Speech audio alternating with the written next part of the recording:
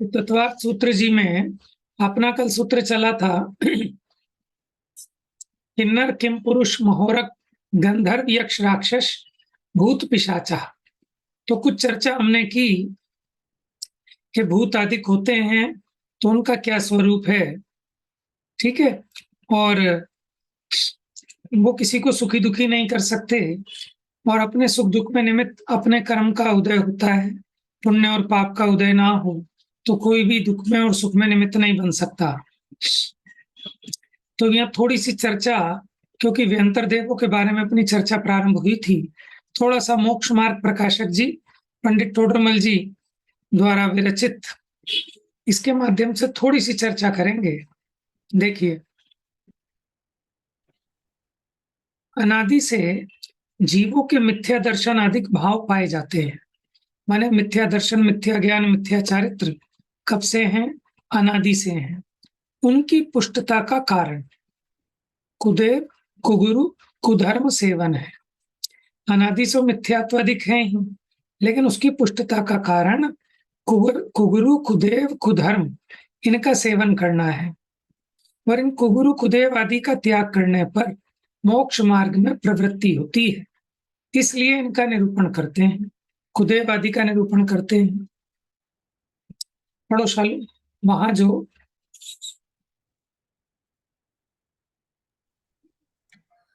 वहां जो हित के कर्ता नहीं है और उन्हें भ्रम से हित का कर्ता जानकर सेवन करे, सो कुदेव है।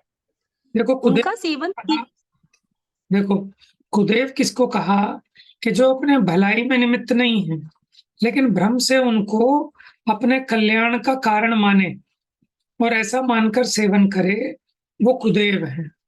हाँ जी, पढ़िए। उनका सेवन 3 प्रकार के प्रयोजन सहित करते हैं। कहीं तो मोक्ष का प्रयोजन है, कहीं परलोक का प्रयोजन है, कहीं इसी लोक का प्रयोजन है। सो प्रयोजन तो सिद्ध नहीं होते, कुछ विशेष हानि होती है, इसलिए उनका सेवन मिथ्यात्व है, वह बतलाते हैं। देखिए, ये कहता है ना कि नुकसान क्या है, तो कहते हैं भैया नुकसान है इसीलिए बता रहे हैं, क्योंकि लाभ तो कुछ नहीं है। क्योंकि उनका सेवन 3 प्रयोजन से किया जा सकता है, या तो इस लोक का कोई प्रयोजन हो, या परलोक का प्रयोजन हो, या मोक्ष का प्रयोजन हो। तो कह रहे हैं उनसे तीनों ही प्रयोजन सिद्ध नहीं होते और कुछ विशेष हानि होती है, इसलिए उनका सेवन मिथ्या भाव है, वो बतलाते हैं। पढ़िए। अन्य मतों में जिनके सेवन से मुक्ति का होना कहा है, उन्हें कितने ही जीव मोक्ष के अर्थ का सेवन करते हैं, परंतु मोक्ष होता नहीं है। उनका वर्णन पहले अन्य मत अधिकार में कहा ही है, तथा अन्य मत में कहे देवों को कितने ही परलोक में सुख होगा, दुख नहीं होगा, ऐसा प्रयोजन सहित सेवन करते हैं। सो ऐसी सिद्धि तो पुण्य उपजाने और पाप न उपजाने से होती है, परंतु आप तो पाप उपजाता है और कहता है ईश्वर हमारा भला करेगा, तो वो वहां अन्याय ठहरा, क्योंकि किसी को पाप का फल दे, किसी को ना दे, ऐसा तो नहीं है कि नहीं। जैसे अपने परिणाम करोगे वैसा ही फल पाएगा। ईश्वर किसी का भला बुरा करने वाला नहीं है। देखिए, बड़ी गहराई से समझने की बात है ये। हम सब जानते तो हैं, लेकिन इस बात पर भरोसा नहीं लाते, मानते नहीं है। क्या कि देखो मोक्ष वोक्ष तो होता नहीं इनके सेवन से। अब कोई सोचे कि परलोक में सुख होगा, दुख नहीं होगा, तो भैया ये काम तो पुण्य के उपजाने से होता है और पाप का नाश करने से होता है, लेकिन अपने आप तो पाप उपजाता है, अपने आप तो पाप उपजाता है और कहता है ईश्वर हमारा भला करेगा। तो वहां अन्याय ठहरा कि तुम पाप किए जाओ और वो ईश्वर तुम्हारा भला कर दे, तो ये तो अन्याय है, क्योंकि किसी को पाप का फल दे और किसी को ना दे, ऐसा तो है नहीं। जैसे अपने परिणाम करेगा वैसा ही फल पाएगा, ईश्वर किसी का भला बुरा करने वाला नहीं है, नहीं तो दुनिया पाप करेगी। वो जो डाकू है ना, डाका डालने जाते हैं, तो उसके पहले भी वो भवानी देवी की पूजा करके जाते हैं, बलि चढ़ा के जाते हैं। तो अगर उनके बुरे काम में वो भगवान सहयोग करे तो वो भगवान का है का वो भी डकैत हो गया। हम्म।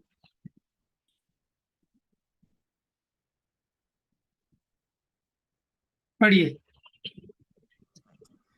तथा उन देवों का सेवन करते हुए उन देवों का तो नाम देते हैं और अन्य जीवों की हिंसा करते हैं, तथा भोजन नृत्यादि द्वारा अपनी इंद्रियों का विषय पोषण करते हैं, सो पाप परिणामों का फल तो लगे बिना रहेगा नहीं।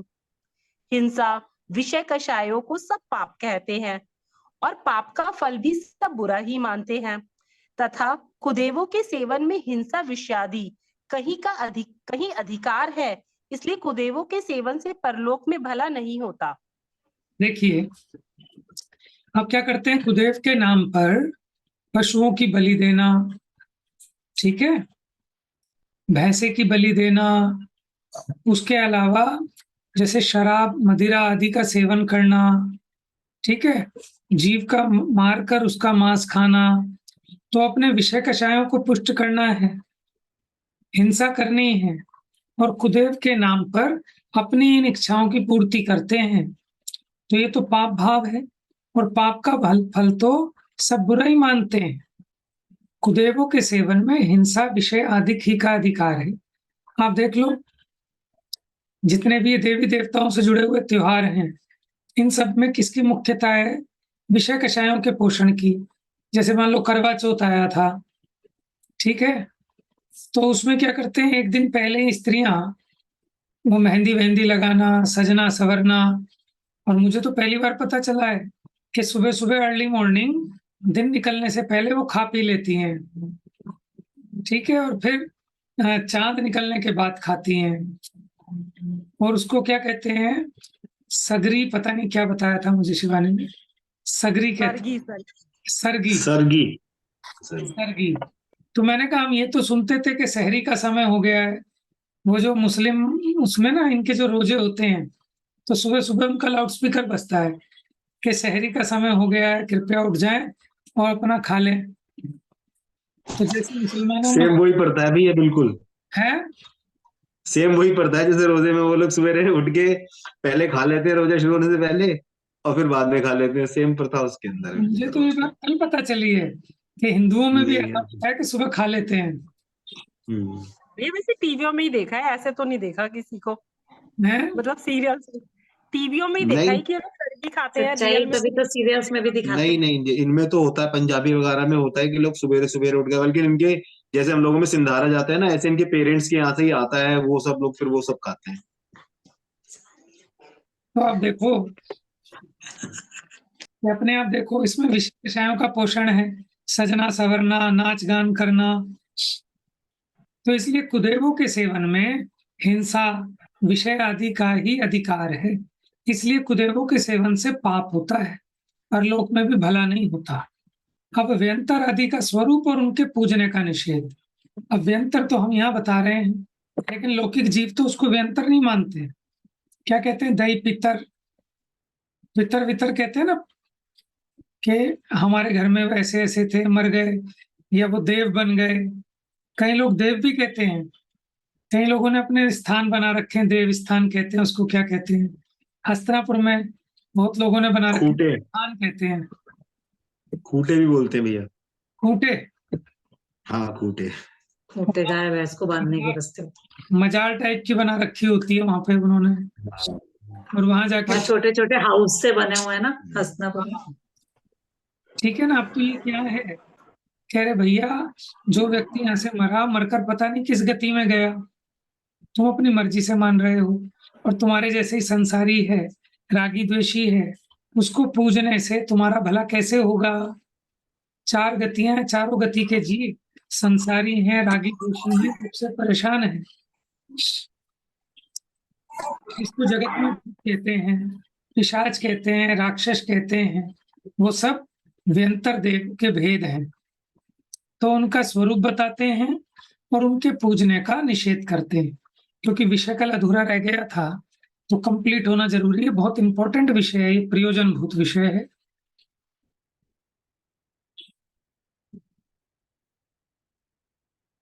हम्म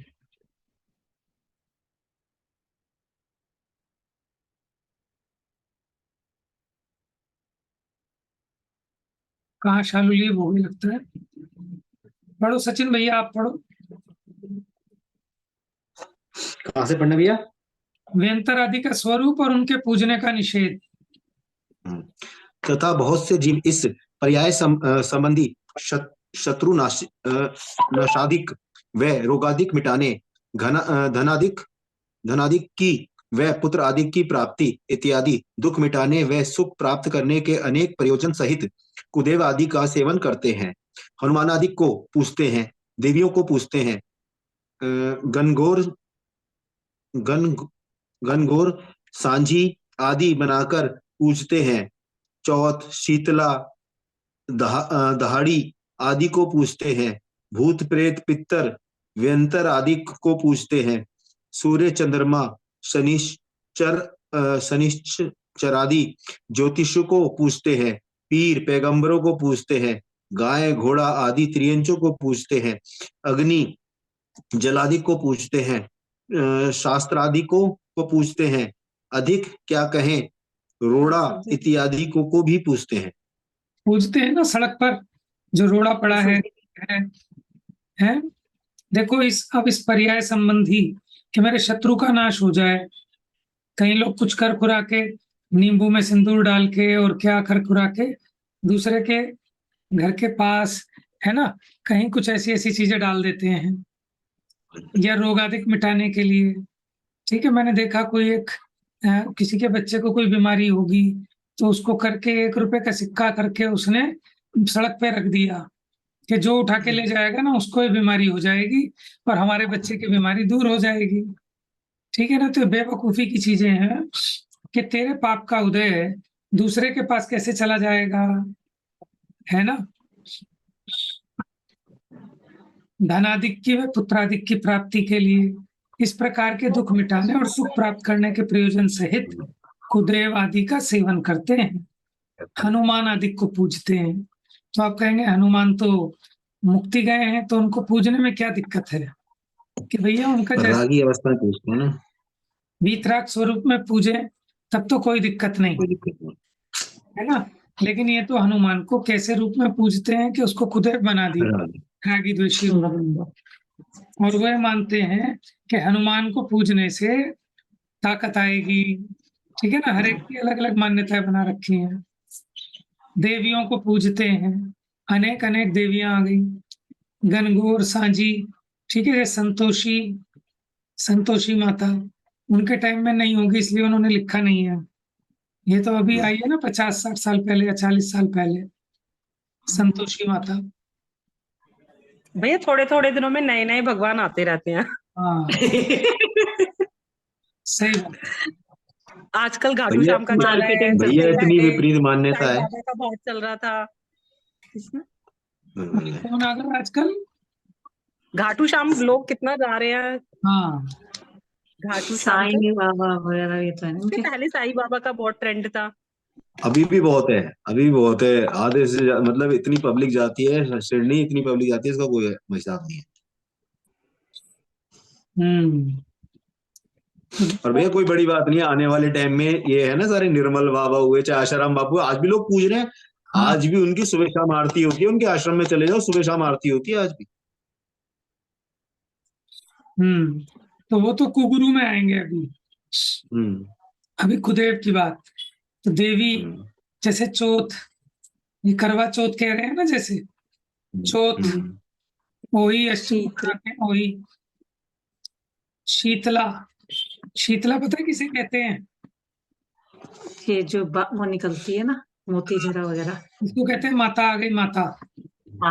मोती जराओं को बोलते हैं ना। तो हमें समझ में नहीं आता था कि क्या हो गया, माता आ गई, माता आ गई। तो यानी लोग बाग सभी वहम मानते हैं। किसी के वो फीवर होता है, फीवर बिगड़ जाता है और उसमें वो चिकन को निकल जाते हैं। उसको कहते हैं शीतला माता बसोड़ा को कहते हैं।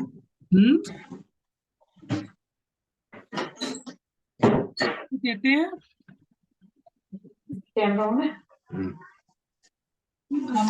शीतला माता बसोड़ा को कहते हैं, जब बसोड़ा पूछते हैं ना। अच्छा, और ये शीतला नहीं है कि जो ये लोगों के कहते हैं माता आ गई, चिकन पॉक्स हो जाता है। Chicken pox. नहीं, बसोड़ा तो अलग होता है, दिवाली के बाद आता है वो, 7-8। तो जो मोती जरा निकलता है ना, उसको बोलते हैं शीतला। हाँ, दहाड़ी कौन है? दहाड़ी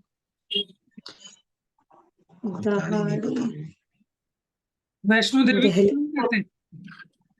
भैया दहलीज पूजने को कहते हैं शायद। दहलीज को। हाँ, भूत दहलीज पूछते हैं ना, लोग दुकानों पे ऐसे ऐसे करके जाते हैं ना। व्यंतर आदि को पूजते हैं, सूर्य को, चंद्रमा को, शनिचर को, ज्योतिषियों को पूजते हैं, पीर पैगंबर को। बताओ, हिंदू लोग भी जाते हैं पीर पैगंबर को पूजने। गाय घोड़ा, ठीक है, गाय को बहुत लोग जाते हैं पूजने। मजारों पे भैया मुसलमानों से ज्यादा हिंदू जाते हैं। हाँ, अग्नि जल आदि को पूजते हैं, शस्त्र विश्वकर्मा डे बनता है ना, शस्त्रों को पूज अधिक है, माने रोड़ा इत्यादि को भी पूजते हैं, सड़क के पत्थर को। बसोड़े पे देखो ना आप, सड़क पे चौराहे पर जहाँ बीच में गटर होता है, गटर का ढक्कन है, उस पे जाके वो पूजते हैं। भैया अभी लेटेस्ट वर्जन में खीरे को, गन्ने को, ये भी पता चला ऐसे लोग पूजते हैं। इसको खीरे को? खीरा और गन्ना, हाँ। हमारे ऊपर वो रहती थी ना, अभी विश्वासनगर जब हम रहते थे, ऊपर रहती थी वो है, बनी है वो लोग। वो दशहरे पे पूछते हैं गन्ना, मूली, सिंगाड़े। पता नहीं क्या क्या करते। तो फिर मैंने उनसे पूछा, मैंने कहा कि अब आप क्या करोगे भाभी इसका, खीरे का? तो कह रही कुछ नहीं, खा लेंगे। मैंने कहा तो आप ये मूर्तियां वगैरह लाते हो, इनका क्या करते हो फिर? इन्हें भी खाते हो क्या मिट्टी के तौर पे? कह रही नहीं, तुम तो पता नहीं कैसी कैसी बातें करती हो। तो विचार नहीं है ना। हाँ, गोबर को पूजते हैं, आपको पता है ना, गोवर्धन बनता है, तो गोबर हाँ। कुछ बनाते हैं उसमें, और फिर उसकी पूजा करते हैं।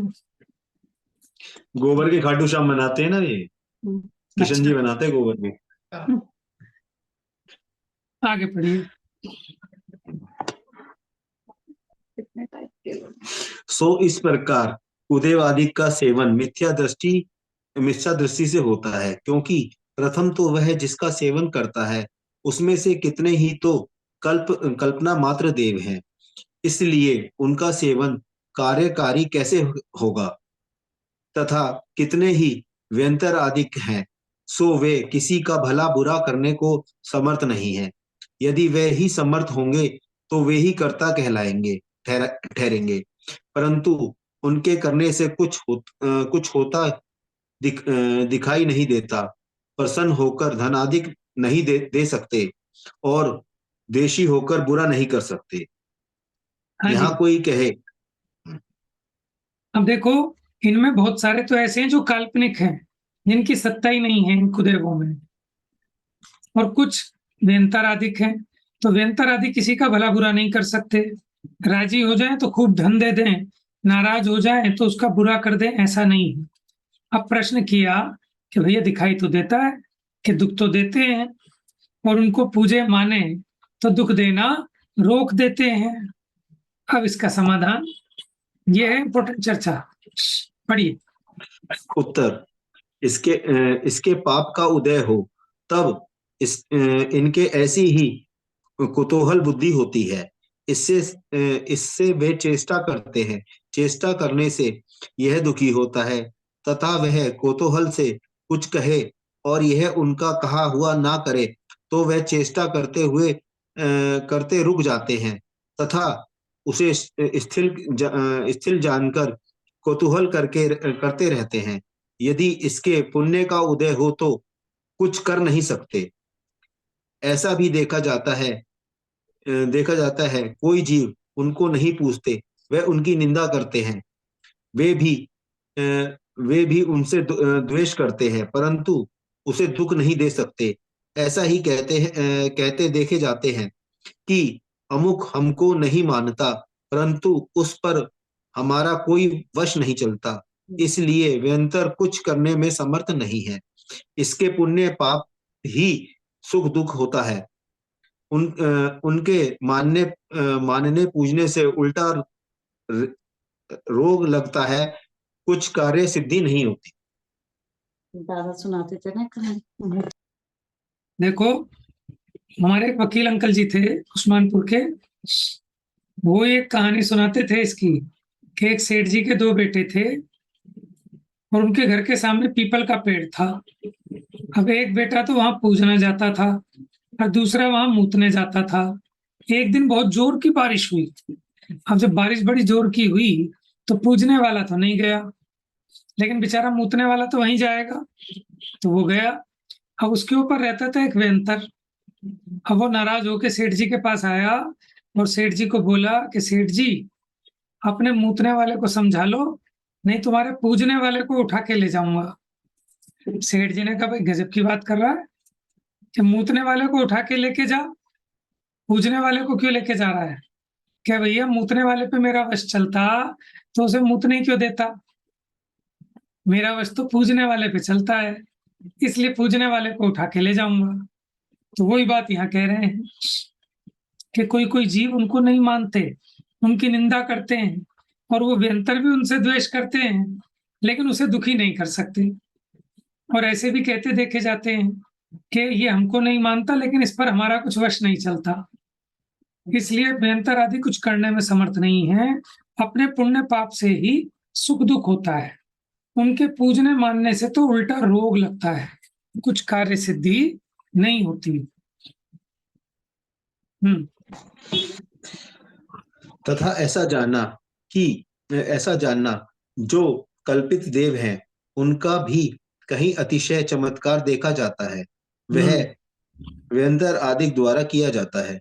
कोई पूर्व पर्याय में उनका सेवक था, पश्चात मरकर व्यंतर आदि हुआ, वही किसी निमित्त से ऐसी बुद्धि हुई, तब वह लोक में उनको सेवन करने की प्राप्ति करने के अर्थ कोई चमत्कार दिखाता है।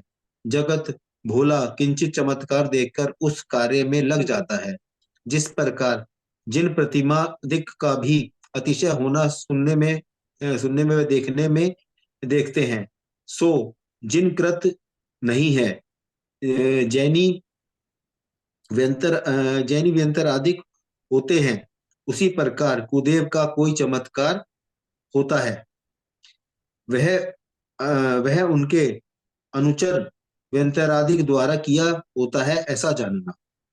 देखिए, जो काल्पनिक देव माना ना, जिनको है नहीं जिनकी सत्ता, जैसे मान लो बालाजी हैं, आप कह रहे हो जैसे खाटू श्याम है, जैसे गोवर्धन मानो गोबर का कुछ ऐसा है, कहीं मजार है, कहीं कोई कील है, कहीं कोई आला है, वो तो कुछ है नहीं, देव कल्पित है।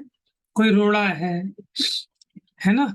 तो अब क्या था, उनका जो अतिशय चमत्कार देखा जाता है वो उनका किया नहीं है, वो भी किसी व्यंतर द्वारा किया गया है।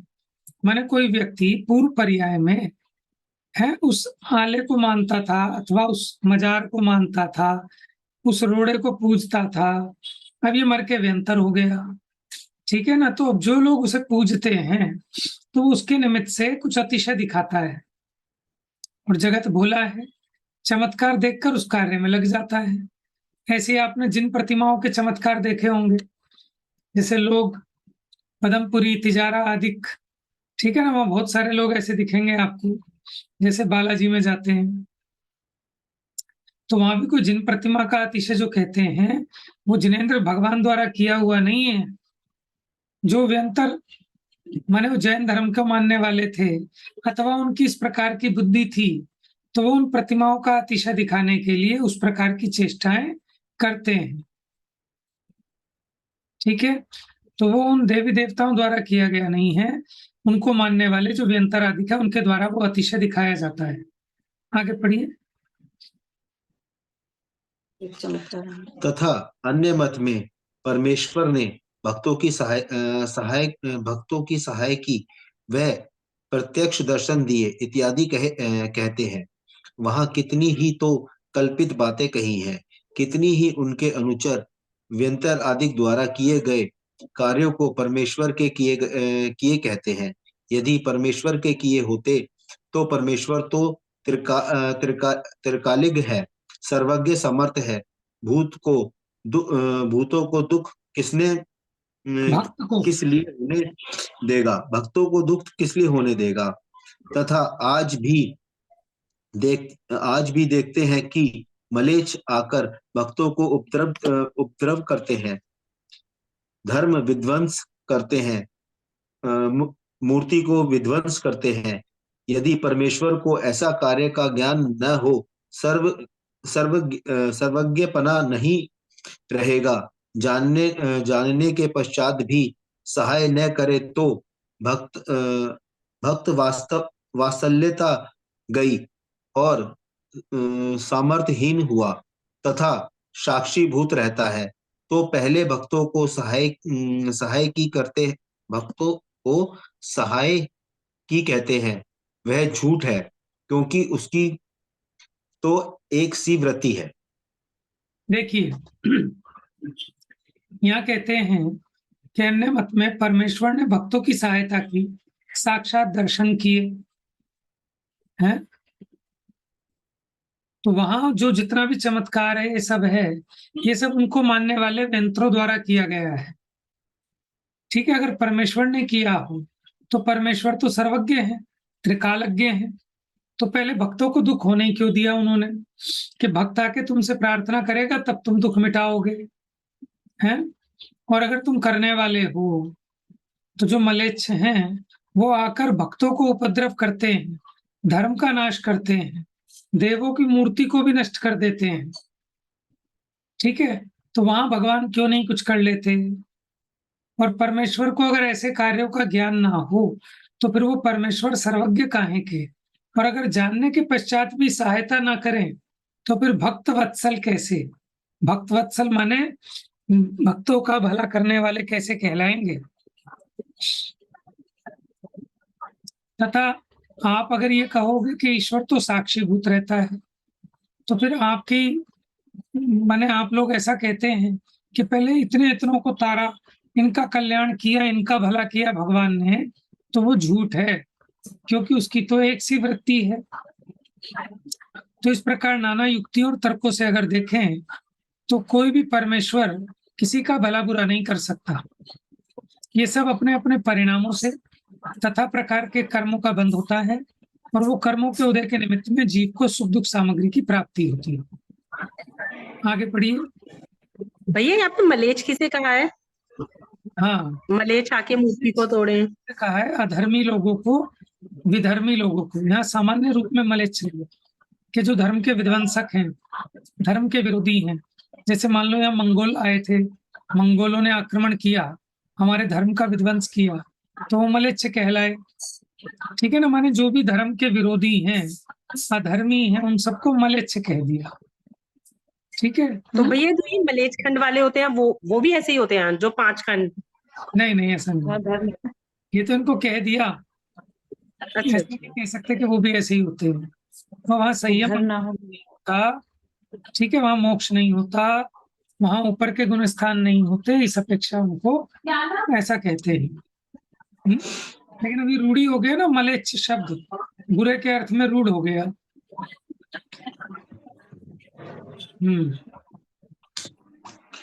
फिर यदि कहेंगे वैसी भक्ति नहीं है तो मलेच्छ से तो भले हैं, और मूर्ति आदि तो उसकी स्थापना थी, इससे तो विघन नहीं होने देना था।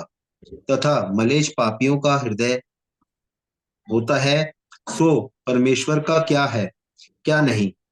यदि परमेश्वर का किया है तो निंदकों सुखी करता है, भक्तों को दुख देने वाले पैदा करता है। वहां भक्त वात्सल्यपना कैसे रहा? और परमेश्वर का किया नहीं होता तो परमेश्वर सामर्थ्यहीन हुआ, इसलिए परमेश्वर कृत कार्य नहीं है। कोई अनुचर व्यंतर आदि ही चमत्कार दिखलाता है, ऐसा ही निश्चय करना। अब कोई कहे कि लोगों में ना वैसी भक्ति नहीं है, इसलिए भगवान किसी का कल्याण नहीं करते, तो कह रहे हैं भले ही वैसी भक्ति नहीं है, लेकिन मलेच्छों से तो भले है ना। और चलो उसकी भी छोड़ो, वो तुम्हारी जो मूर्ति थी उसमें तुम्हारी स्थापना थी, तो फिर कम से कम अपनी मूर्ति को तो विघ्न नहीं होने देना था। अच्छा, फिर ये जो मलेच्छों का, अधर्मियों का ये जो उदय हुआ, वो परमेश्वर के किए बिना हो गया क्या? क्योंकि जगत में भगवान की मर्जी के बिना पत्ता नहीं हिलता, ऐसा आप कहते हो। तो ये जो दुष्ट पैदा हो गए, इसको किसने पैदा किया? दुष्टों को, हैं? और वो भक्तों को दुख देने वाले पैदा कर दिए, तो फिर भक्त वत्सलपना कैसा रहा? और परमेश्वर का किया नहीं होता तो फिर परमेश्वर सामर्थ्यहीन हुआ। इसलिए ये जितने भी चमत्कार आदि कार्य हैं, ये परमेश्वर के किए नहीं हैं, उनके जो अनुचर व्यंतर आदि हैं वो चमत्कार दिखाते हैं, ऐसा निश्चय करना। पढ़िए। यहाँ कोई पूछे कि कोई व्यंतर अपना प्रभुत्व कहता है, अप्रत्यक्ष को बतला देता है, कोई उस स्थान निवास आदि बतलाकर अपनी हीनता कहता है। पूछते हैं सो नहीं बतलाता, भ्रम रूप वचन कहता है, औरों को अन्यथा परिणमित कराता है, दुख देता है इत्यादि विचित्रता किस प्रकार है? हाँ जी, प्रश्न उत्तर। समझ में आया कि कोई व्यंतर को अपना प्रभुत्व कहता है कि मैं इतना शक्तिशाली हूँ, ठीक है, जो सामने प्रत्यक्ष नहीं है ऐसे अप्रत्यक्ष को बतला देता है। कोई स्थान निवास आदि बतलाकर अपनी हीनता कहता है। कोई कहे कि मैं तो नाले में रहता हूँ, है? अच्छा, जो पूछते हैं वो नहीं बताता, भ्रमरूप वचन कहता है, औरों को अन्यथा परिणमित करता है, दुख देता है। ये विचित्रता किस प्रकार है? इसका उत्तर पढ़िए। व्यंतरों में प्रभुत्व की अधिकता हीनता तो है, परंतु जो कथन कुछ स्थान में निवासादिक बतलाकर हीनता दिखलाते हैं, वह तो कुतूहल से वचन कहते हैं। व्यंतर उनकी प्रभुता में अंतर तो है, कोई किसी में अधिकता है, किसी में हीनता है। लेकिन जो कहते हैं ना कि मैं तो इस माने मैं तो इस गड्ढे में रहता था, मैं इस नाले में रहता था, अपना हीन स्थान निवास स्थान बतलाते हैं, तो ये कौतूहल से करते हैं। आगे देखिए व्यंतर। पढ़िए। बालक की भांति कौतूहल करते रहते हैं।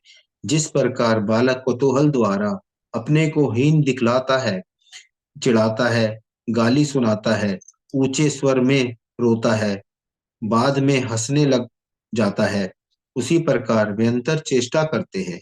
यदि कोई स्थान ही के निवास हो तो उत्तम स्थानों में आते हैं वहां किसके लाने से आते हैं? अपने आप आते हैं। तो अपनी शक्ति होने पर कुछ स्थानों में किस लिए रहते हैं? इसलिए उनका ठिकाना तो जहाँ उत्पन्न होते हैं वहां उस पृथ्वी से नीचे और ऊपर है, सो मनोज्ञ है। कोतूहल के लिए जो चाहे सो कहते हैं। यदि उनको पीड़ा होती हो तो रोते रोते हंसने कैसे लग जाते हैं? आपको बताया, आप ही उठो। ये जो देव हैं ये कौतूहली होते हैं, बालक की भांति, हैं? अगर ये कोई स्थान के निवासी हो तो फिर उत्तम स्थान में किसके लाने से आए? ठीक है, या फिर अपनी शक्ति होने पर भी कोई स्थान में क्यों रहते हैं? वास्तव में तो इनके रहने का स्थान या तो मध्यलोक या अधोलोक है, तो वहां भी बड़ा सुंदर मनोज्ञ स्थान है इनका। बताए थे ना 3 प्रकार के भवन, भवनपुर और आवास। बस कौतूहल के लिए जो चाहे सो कहते हैं, ठीक है, रोते रोते हंसने लगते हैं। पढ़िए भैया जरा फास्ट, 2 मिनट बचे हैं अपने पास। इतना है कि अनम्यूट करके। इतना है कि मंत्र आदि की अचिंत्य शक्ति है, सो किसी सच्चे मंत्र के नैमित्तिक संबंध हो तो उसके किंचित गमन गम गमनादि नहीं हो सकते हैं। वह किंचित दुख उत्पन्न होता है, वह किसी प्रबल उसे मना करे तब रह जाता है, वह आप ही रह जाता है इत्यादि मंत्र की शक्ति है, परंतु जलाना आदि नहीं होता। मंत्र वाले जलाया कहते हैं, वह फिर प्रकट हो जाता है, क्योंकि विक्रिय शरीर का जलना आदि संभव नहीं है। हाँ जी, ये बात समझ में आ गई। यद्यपि मंत्रादिक की अचिंत्य शक्ति है, तो किसी सच्चे मंत्र के निमित्त नैमित्तिक संबंध से उसको कील दिया जा सकता है, मानो उसके गमनादिक नहीं हो सकते, लेकिन ऐसा नहीं है कि उसको जलाया जा सके, क्योंकि वैक्रियक शरीर वाला है। अब व्यंत्रों के अवधि ज्ञान किसी को अल्प क्षेत्र काल जानने का है, किसी को बहुत है। अब वहां उनकी इच्छा हो और अपने को ज्ञान बहुत हो, तो कोई अप्रत्यक्ष बात के बारे में पूछे तो उसका उत्तर देते हैं। खुद को कम ज्ञान हो तो जो उससे ज्यादा जानकार वाले व्यंतर हैं उनसे पूछकर जवाब देते हैं। अपने को अल्प ज्ञान हो और इच्छा ना हो तो पूछने पर भी उत्तर नहीं देते। अल्प ज्ञान वाले व्यंतर आदि को उत्पन्न होने के पश्चात कितने काल ही पूर्व जन्म का ज्ञान हो सकता है,